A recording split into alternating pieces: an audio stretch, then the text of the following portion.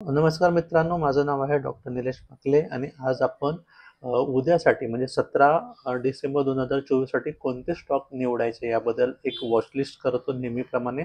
पण यामध्ये आज एक गोष्ट मी ॲड केलेली आहे. ती गोष्ट म्हणजे काय आहे, निफ्टी 50 म्हणजे आपलं बेंचमार्क निफ्टी 50 जे आपल्या स्टॉक मार्केटचं आहे.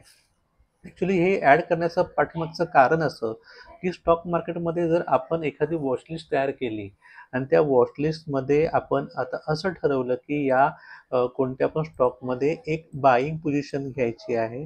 स्टॉकमध्ये बाईंग पोझिशन घ्यायची आहे. तर तिथे जी निफ्टी आहे ती सुद्धा बाय झोनमध्ये पाहिजे किंवा बुलिश पाहिजे. तर त्या स्टॉकमध्ये तो स्टॉक वरती जाऊ शकतो. हे आत्तापर्यंत बघितलं. म्हणजे निफ्टी जर बुलिश असेल तर त्याच्या खाली जे स्टॉक परफॉर्म करणारे असतात ते सुद्धा बुलिश असतात आणि निफ्टी जर खाली पडणार असेल तर बहुतेक स्टॉक असतात ते खाली पडतात. त्यामुळे आपण जे सिलेक्ट केलेली जी वॉचलिस्ट आहे त्याच्यावर परिणाम होतो. त्यामुळे आपण एक आधी आयडिया घेऊया की आपली निफ्टी कशी काम करते. तुम्ही आता स्क्रीनवरती निफ्टीचा चार्ट बघताय. तर हा जो आहे तो डेचा चार्ट आहे डाव्या बाजूला आणि इकडचा जो चार्ट आहे तो 5 मिनिटाचा चार्ट आहे. तिथे 5 दिसतंय, इकडे तुम्हाला डे दिसतंय. हां.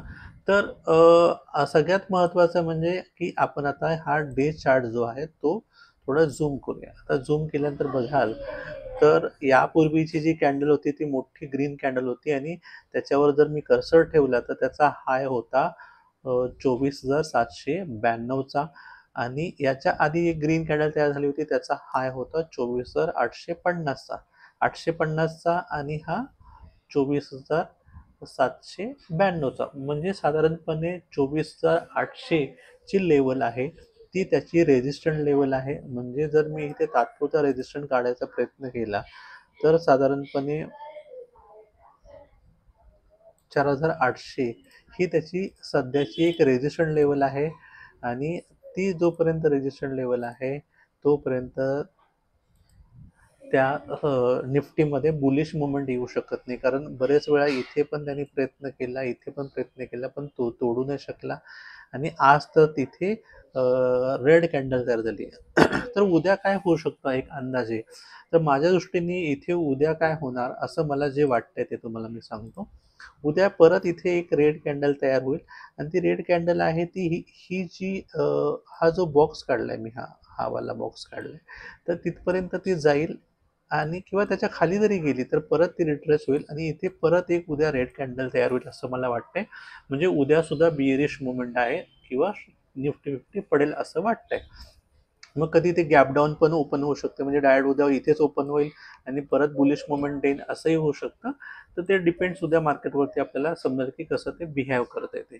तर उद्या असं वाटतंय की बिअरिश मुवमेंट असेल आणि त्यामध्ये उद्या व्होलॅटिलिटी खूप असेल. मध्ये कधी स्टॉक वरती जाईल, सॉरी निफ्टी वरती जाईल, कधी निफ्टी खाली येईल असं व्होलॅटिलिटी असू शकते. कारण जेव्हा ती सपोर्टच्या ठिकाणी किंवा एका ब्रॅकेटमध्ये ट्रेड करते. आता ही बघाल तर ही ब्रॅकेटमध्ये ट्रेड करते. इथून ते एवढ्याच याच्यामध्ये ती ट्रेड करते. तर तेव्हा व्होलॅटिलिटी जास्त असते. नक्की कुठल्या बाजूला निफ्टी चालले हे कळत नाही. पण सध्या ही जी काळी लाईन आहे, मी परत दाखवतो. ही वाली जी काळी लाईन वरती जाते ती आणि हा जो खालचा लाईन आहे हा सपोर्टचं काम करणार आहे. त्यामुळे मला असं वाटतं उद्या कॅन्डल बनेल ती रेड बनेल, ती इथपर्यंत बनेल किंवा खालीपर्यंत बनेल अशी एक रेड कॅन्डल तयार होईल असं मला उद्यासाठी वाटतंय. ठीक आहे. म्हणजे आपल्याला ओव्हरऑल असं वाटतं की मार्केट बिअरिश आहे. हे आपल्याला आता मी इथली उद्याची कॅन्डल समजा काढली इकडे तर ती कॅन्डल अशी असू शकते असं मला वाटतंय. हा झाला एक आपलं ॲझम्पशन. आता उद्या समजा स्टॉक आपल्याला बाय करायचे आहेत तर त्यामध्ये बुलिश मुवमेंट कमी असू शकते. तर आपण तरी पण एक वॉचलिस्ट तयार केली आहे. आज पहिलं स्टॉक आहे टाटा कम्युनिकेशन. आता टाटा कम्युनिकेशनमध्ये एक चांगली गोष्ट तुम्हाला बघायला मिळते ती म्हणजे इथे जो हॅमर पॅटर्न तयार झाला आहे आणि बुलिश पॅटर्न आहे. हॅमर पॅटर्न म्हणजे इथून पुढे जो स्टॉक असतो तो वरती जाणार असतो. हे आपण ऑलरेडी यापूर्वी सुद्धा बघितलंय. तर टाटा कम्युनिकेशनमध्ये उद्या काय मुवमेंट होते ते आपण सपोर्ट आणि रेजिस्टन्स काढून बघूया. त्यानंतरचा पुढचा स्टॉक आहे तो आहे जे सिमेंट. जे सिमेंटनी 2 चांगल्या कॅन्डल तयार केल्या, तर उद्या या स्टॉकमध्ये सुद्धा बुलिश मुवमेंट येऊ शकते, हे असं मला वाटते. कारण ऑलरेडी सगळे सिमेंट स्टॉक आणि रियालिटी सेक्टर आहे तो अप होतोय. म्हणजे आज पण रियालिटी सेक्टरमध्ये लोधा, प्रेस्टीज या स्टॉकने चांगली अप मुवमेंट दिली. अल्ट्राटेक सिमेंटनी सुद्धा चांगली मुवमेंट देतोय, तर जे सिमेंटमध्ये सुद्धा उद्या मुवमेंट चांगली होईल असं वाटतंय. आणि तशा कॅन्डल पण तयार झाले, त्यामुळे जे सिमेंट हा एक दुसरा वॉचलिस्टमध्ये आलेला आहे. आणि तिसरा आहे अवंती फीड्स. अवंती फीड्समध्ये चांगली जवळपास 80-90%ची मारूबोजू लॉंग कॅन्डल तयार झालेली आहे. यापूर्वी पण एकदा लॉंग कॅन्डल तयार झाली होती, तेव्हा सलग 2 दिवस स्टॉक वरती गेला होता. इथे एकदा जरी झाली असेल तर इकडे आणखी दुसऱ्या दिवशी गेला होता. तर साधारणपणे उद्या हा चांगला मुवमेंट दाखवेल असं वाटते. पण मार्केट उघडल्या कधीच बाय नाही करायचं आहे. तुम्हाला सपोर्ट आणि रेजिस्टन्स ड्रॉ करायचे आहेत, हे तुम्हाला लक्षात आलं पाहिजे. मी स्टॉक मार्केटमध्ये सध्या आधीमध्ये लाईव्ह येतोय, तर तुम्ही थोडं तुमचं नोटिफिकेशन किंवा मला चॅनलला सबस्क्राईब नसेल केलं तर सबस्क्राईब करा आणि नोटिफिकेशनला ऑल व्हिडिओ असं करा, म्हणजे तुम्हाला सगळे नोटिफिकेशन मिळतील. आणि मी जेव्हा लाईव्ह असतो तेव्हा तुम्हाला कसं ट्रेडिंग करायचं तेही शिकवतो. त्यामुळे तुम्ही न चुकता माझ्या चॅनलला सबस्क्राईब करा, नोटिफिकेशनला ऑन ठेवा ऑल व्हिडिओसाठी.